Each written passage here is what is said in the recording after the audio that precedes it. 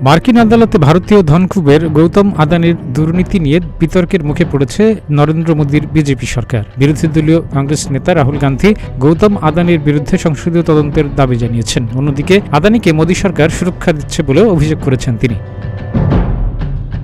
জালিয়াতি ও প্রতারণার দায়ে মার্কিন আদালতে অভিযুক্ত হন ভারতীয় ধনকুবের গৌতম আদানি। বৃহস্পতিবার ২১ নভেম্বর সংবাদ সম্মেলনে বিজেপির সমালোচনা করেন রাহুল। তিনি বলেন, বিজেপি সরকারের অর্থ সংক্রান্ত সব বিষয় নিয়ন্ত্রণ করেন আদানি, আর তাই মোদী সরকার চাইলেও আদানির বিরুদ্ধে কোনো পদক্ষেপ নিতে পারছে না।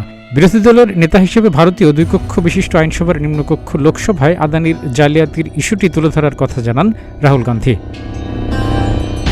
যুক্তরাষ্ট্রের গৌতম আদানির বিরুদ্ধে অভিযোগ আসায় আদানি শিল্প গ্রুপের সঙ্গে ২৫০ কোটি মার্কিন ডলারের বেশি অর্থের চুক্তি বাতিল করেছে কেনিয়া। গত ২০ নভেম্বর বুধবার যুক্তরাষ্ট্রের কৌশলীরা বিশ্বের অন্যতম শীর্ষধনী গৌতম আদানি ও তার কয়েকজন সহযোগীকে অভিযুক্ত করেন। একই দিন গৌতম আদানির বিরুদ্ধে যুক্তরাষ্ট্রে গ্রেপ্তারি পরোয়ানা জারি করা হয়। তার ভাতিজা সাগর আদানির বিরুদ্ধে গ্রেপ্তারি পরোয়ানা জারি করা হয়েছে। অভিযোগে বলা হয়েছে, গৌতম আদানি ও তার সহযোগীরা আদানি গ্রিন এনার্জির জন্য সৌরশক্তি প্রকল্পের কাজ পেতে ভারতীয় সরকারি কর্মকর্তাদের ২৫ কোটি মার্কিন ডলার ঘুষ দিয়েছিলেন। অভিযোগে বলা হয়েছে, আদানি গ্রিন এনার্জি যুক্তরাষ্ট্রে আন্তর্জাতিক বিনিয়োগকারীদের কাছ থেকে বিনিয়োগের অর্থ সংগ্রহ করার চেষ্টা করে।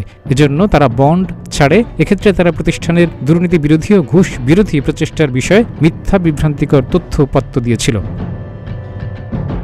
কাজী ইমদাদ, প্রতিদিনের বাংলাদেশ।